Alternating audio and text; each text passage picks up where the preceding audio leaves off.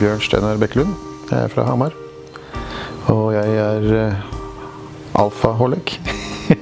Nå kjører jeg Alfa Romeo. Det er en 82-modell Alfa Romeo GTV6 og en 93-modell Alfa Romeo 164 QV. Den startet vel veldig tidlig, helt ifra jeg kunne gå med en farfar som kjørte Simca 1000, og jeg sto mellom, uten sikkerhetssele den gangen, mellom setet og var med på tur. Alt som durer er bra, og vi fikk moped, vi fikk lov til å skru på, og ja, da bare utviklet det seg. Ja, jeg har jo passion for alt som durer, og liker å være nøye med det jeg driver med da.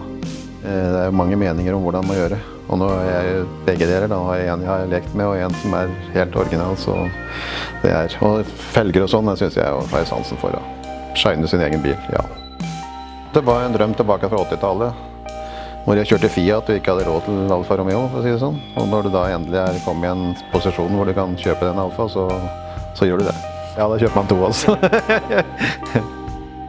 Det er en Alfa Romeo 164 QV, som står for Quadrifoglio Verde, grønn firkløver, som er kjennetegnet Alfa Romeo sin sportsavdeling fra helt tilbake til 30-tallet. Det er en sveitsisk bil som jeg kjøpte i 2017. Den er så godt som original. Den har en liten senk, og så har den de store Works-hjula som følte med. Ellers er den original.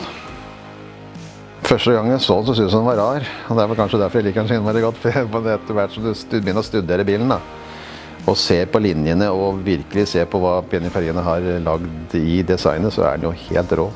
Og når du får den ut på fri mark, for å si det sånn, så gjør den seg utrolig. Så er den jo vanvittig å kjøre da.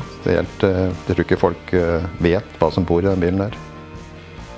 Ja, det bor en 3 liter V6-er med 24 ventiler. 235 hester. Det vi kaller i Alfa Romeo for en bussemotor. Det er jo ingeniør Busso som lagde den motoren, og har satt i mange Alfaer. Jeg har jo en GTV, så jeg vurderte da litt hva skal jeg gjøre nå? Skal jeg betale avgift og sette skilt på med en gang, eller skal jeg vente til en blir veteran? Og saken var at jeg tenkte å få en vente til en blir veteran, for jeg er i en alder nå som ikke haster så mye med alt. Men så fikk jeg jo noen nyheter om at i 2019 nå så skal det bli avgiftsfritak for biler eldre enn 20 år. Så før jeg fikk greie på det, så hadde jeg en tanke om at jeg får ta skilt på den i 2019 da. Men nå sitter jeg jo bare og venter på datoen for avgiftsfritak, så da blir det skilt. Bilen er ferdig godkjent, så det skryter litt av Gjøvik trafikkstasjon som godkjente bilen. Det var kjempeartig å komme dit med en sånn bil. Jeg gledegruer meg litt, men der kommer en mann imot meg og sier «Du har jammen fin bil», sa han. Det var starten, og resten var bare lykke. Det er noe jeg kommer til å huske lenge.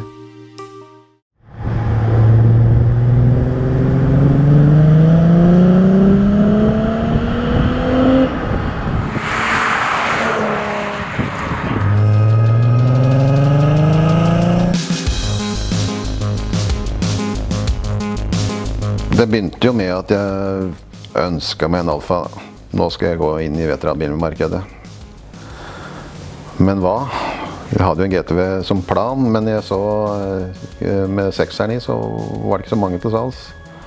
Ikke akkurat da. Det varierer jo fra, sånn er det med alle biler, fra år til år, om hvilke som er til salgs.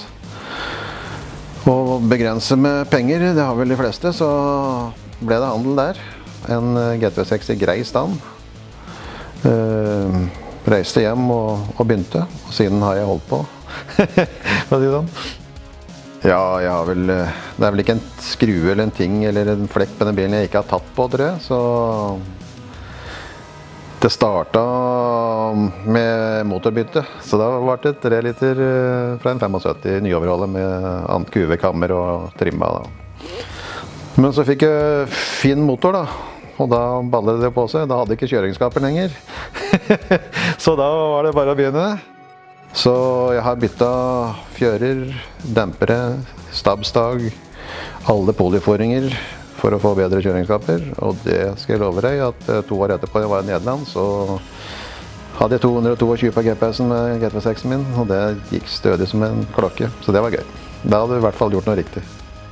Jeg har gitt meg en bil med vanvittig glede av kjøreegenskaper da, for det er en jævlig moro bil å kjøre.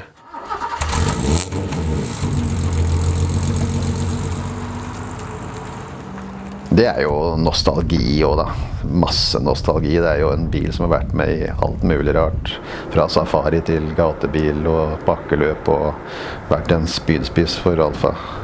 Og så heter den jo GTV da.